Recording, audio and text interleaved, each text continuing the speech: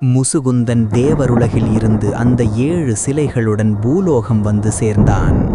வான வீதியில் அவன் வந்தபோது தேவர்கள் பூமாரி பொழிந்திருக்க வேண்டும். ஆனால் வெற்றி ஊர்வலமாக அமைய வேண்டிய அந்த பயணம் ஒரு மரண அமைதியுடன் தொடங்கியது. திருவாரூர் மண்ணில் அந்த தியாகராஜர் சிலை முதலாக நிறுவப்பட்ட அந்த நொடி காலமும் இயற்கையும் உறைந்து போயின.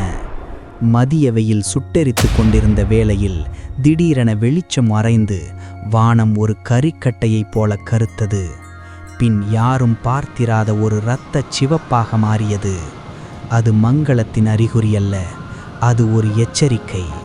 அந்த சிலைக்குள் உறங்கும் ஏதோ ஒரு மகா சக்தி பூமிக்கு தன்னை வெளிப்படுத்திய தருணம் அது.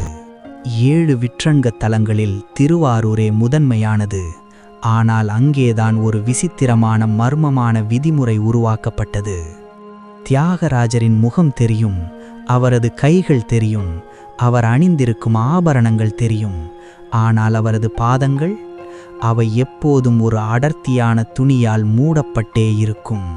இந்த ரகசியம் ஏன் ஆயிரக்கணக்கான ஆண்டுகளாக பாதுகாக்கப்படுகிறது?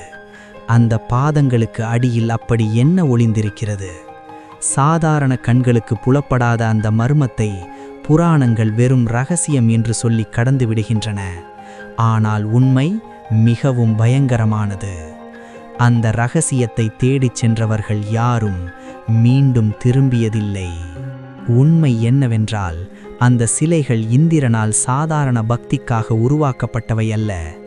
மனிதன் ஒரு கடவுளுக்கு மேல் அதிகாரத்தை செலுத்தினால் அதன் விளைவு எவ்வளவு பயங்கரமாக இருக்கும் என்பதை இந்திரன் அறிந்திருந்தான். அந்த பாதங்களை காண்பவன் தன் பார்வையை இழப்பான் என்பது வெறும் ஐதீகம் மட்டுமல்ல, அது ஒரு சாபம். முசுகுந்தன் தன் வாழ்நாளின் இறுதி நாட்களில் அந்த பாதங்களின் பின்னால் இருக்கும் இரகசியத்தை கண்டறிய முயன்றானா? அல்லது சோழ வம்சத்தின் வேறு ஏதாவது ஒரு மன்னன் அந்த எல்லையை தாண்ட முயன்றானா?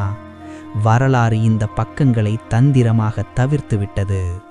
சிதைந்த குறிப்புகள் ஒரு விஷயத்தை தெளிவாகச் சொல்கின்றன. அந்த பாதங்களை நோக்கிய கண்கள் மீண்டும் ஒளியை கண்டதில்லை. இன்று வரை வருடத்தில் 2 முறை மட்டுமே அந்த பாதங்களுக்கு அபிஷேகம் நடக்கும்.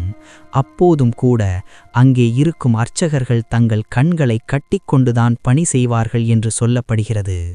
தியாகராஜரின் பாதங்கள், அவை வெறும் இறைவனின் அடையாளமல்ல, அவை மனிதன் தொடக்கூடாத பார்க்கக்கூடாத ஒரு மகா சக்தி. சோழர்களின் வரலாறு இன்னும் பல இரத்தக்கரைகளை தன்னுள் மறைத்து வைத்திருக்கிறது. இந்த பயணம் இன்னும் முடியப் போவதில்லை. அடுத்த அதிகாரத்தில் கரிகாலனின் மர்ம மரணமா அல்லது தஞ்சை பெரிய கோவிலின் நிலவரைகளா? உங்கள் விருப்பத்தை கீழே கமெண்ட் செய்யுங்கள்.